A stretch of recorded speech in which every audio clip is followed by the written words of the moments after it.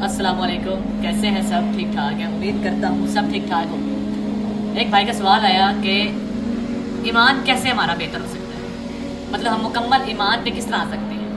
बिस्मिल्लाहिर्रहमानिर्रहीम, अस्सलातु वस्सलामु अलैका या रसूलल्लाह व अला आलिका व अस्हाबिका या हबीबल्लाह। पाकिस्तान के मशहूर टिकटॉकर अल्लामा बागड़ बिल्ला साहब से किसी ने सवाल किया कि हमारा ईमान कैसे मजबूत हो, हम कामिल ईमान वाले कैसे बन सकते हैं। तो जवाब सुनने से पहले मैं आपसे गुजारिश करूंगा कि कॉपी पेंसिल निकाल लीजिए ताकि इल्म का कोई भी मोती ज़ाया ना हो। हज़रत जो जवाब दे उसको आप तहरीर कर लें। हाँ जी हज़रत साहब। पहली जो बात है हमारी वो है शिर्क। देखा जाए तो मैं एक जगह पे बैठा था, वहाँ तो कुछ मजदूर थे जो उन्होंने लगाया हुआ था या अली मदद, या अली मदद। यार या अली आपकी किस तरह मदद कर सकते हैं?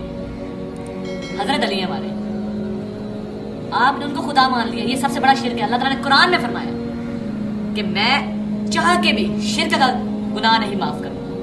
जवाब आपने समाप्त कर लिया है।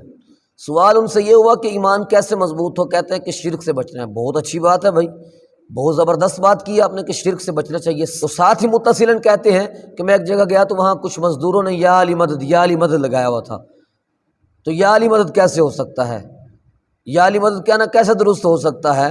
मददगार तो सिर्फ़ और सिर्फ अल्लाह है और आपने हज़रत अली को खुदा मान लिया। ये जवाब इन्होंने दिया। सवाल क्या हुआ, जवाब क्या दे रहे हैं? सवाल गंदम, जवाब चना।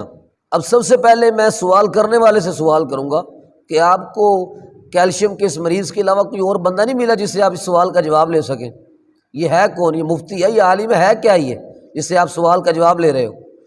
स्कूल कॉलेज यूनिवर्सिटी के अंदर हम पढ़ते हैं, अगर केमिस्ट्री फिजिक्स का कोई मसला हमें बनता है तो हम वहाँ सफाई करने वाले से नहीं पूछते हैं बल्कि अपने मुतलका उस्ताद से पूछते हैं।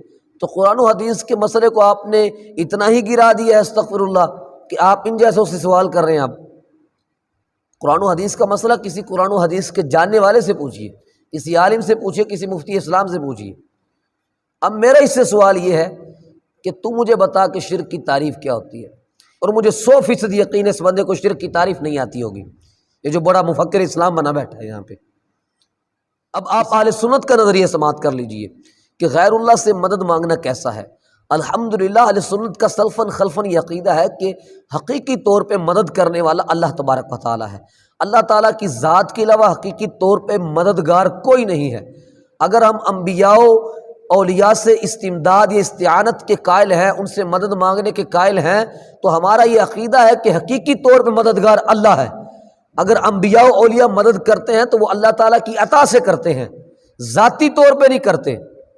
अब किसी को अताई तौर पे मददगार मानना, उसको खुदा मानना कैसे साबित हो जाता है?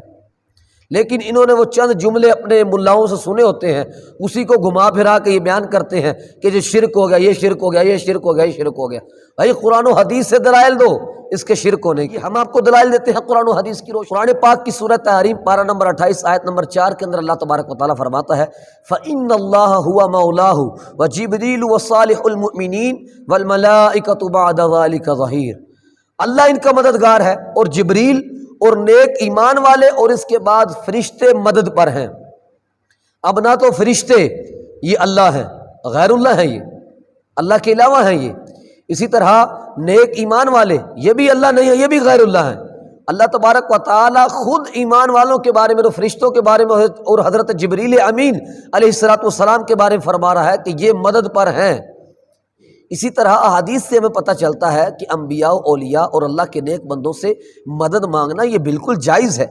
मेरे सामने तबरानी शरीफ मौजूद है, हज़रत सैयदना उतबा बिन गज़वान रज़ी अल्लाह तआला अन्हु से रिवायत है कि नबी करीम अलैहिस्सलातु वस्सलाम ने इरशाद फरमाया, जब तुम में से किसी की कोई चीज़ गुम हो जाए और मदद चाहे और ऐसी जगह हो जहाँ कोई हमदम ना हो, तो उसे चाहिए कि यूँ पुकारे, ऐ अल्लाह के बंदो मेरी मदद करो। हदीस पाक के अल्फाज है, आईनूनी या इबादल्लाह, आईनूनी या इबादल्लाह, आईनूनी या इबादल्लाह, कि यानी ऐ अल्लाह के बंदो मेरी मदद करो।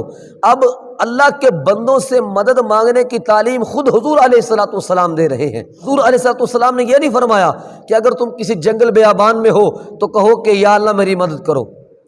मदद अल्लाह ही करने वाला है, लेकिन यहाँ बात इस चीज़ की हो रही है कि गैरुल्लाह से भी मदद मांगना जायज़ है। इसकी तालीम खुद हुजूर अलैहिस्सलातु वस्सलाम ने दी है और ये हदीस पाक मुस्नद बज़ार के अंदर ही मौजूद है और ये हदीस हसन दर्जे की है। इसी तरह मवाहिबुल दुनिया के अंदर حضرت عبداللہ بن مسعود رضی اللہ تعالیٰ عنہ عظیم صحابی رسول ہیں، آپ بیان کرتے ہیں کہ نبی کریم علیہ الصلوۃ والسلام کے چچا حضرت حمزہ رضی اللہ تعالیٰ عنہ جب جنگ احد کے اندر شہید ہوئے تو میں نے نبی کریم علیہ الصلوۃ والسلام کو اس سے پہلے کبھی اتنا روتا ہوا نہیں دیکھا تھا کہ جتنا حضرت حمزہ رضی اللہ تعالیٰ عنہ کو شہید دیکھ کر آپ روئے تھے۔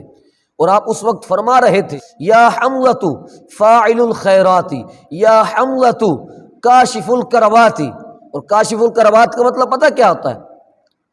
اس کا مطلب یہ ہوتا ہے کہ اے تکلیفیں دور کرنے والے۔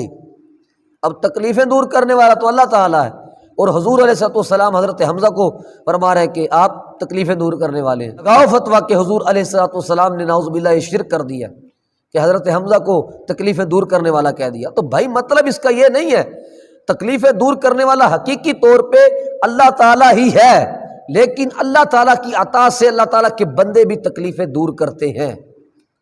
اسی طرح طبرانی کے اندر حضرت امام احمد بن حنبل رضی اللہ تعالیٰ عنہ کروڑوں حنفیوں کے امام ہیں اور عظیم محدث ہے، آپ کے بارے میں آپ کے بیٹے نے لکھا کہ ایک مرتبہ آپ کی جو سواری تھی وہ بھاگ گئی، وہ دوڑ گئی۔